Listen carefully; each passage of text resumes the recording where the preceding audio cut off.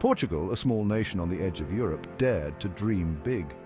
While its neighbor Spain ventured west in search of gold and glory, Portugal turned its gaze south and east.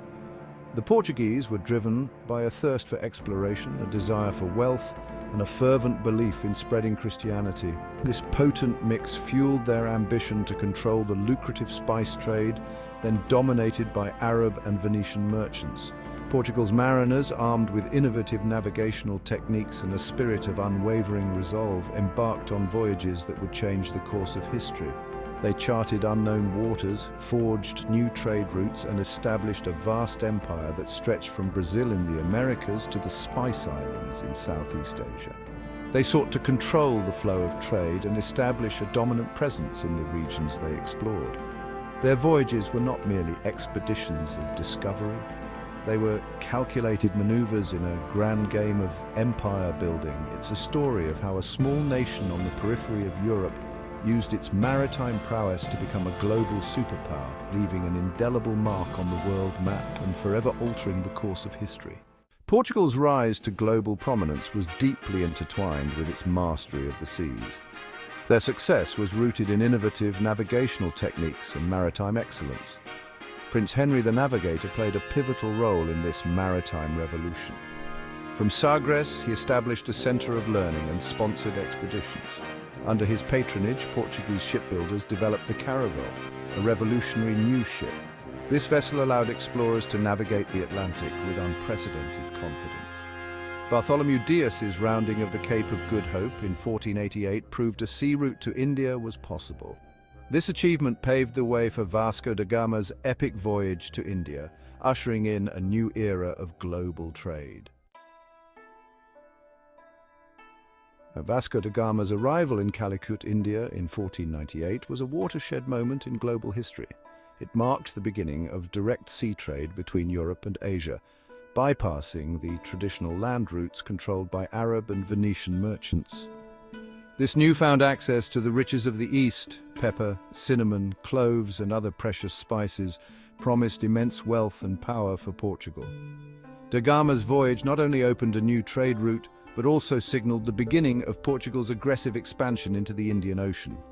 They established fortified trading posts along the African coast, in India, and as far east as the Spice Islands, present-day Indonesia.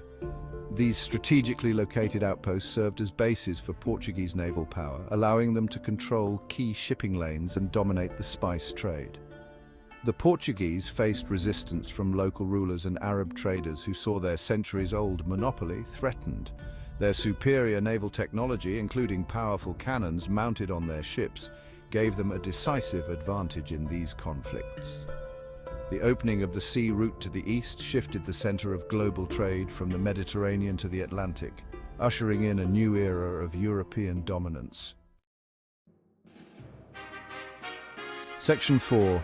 Establishing a global footprint, colonies in Brazil and Asia. Portugal's imperial ambitions extended far beyond the Indian Ocean. In 1500, Pedro Álvares Cabral, on his way to India, claimed Brazil for Portugal.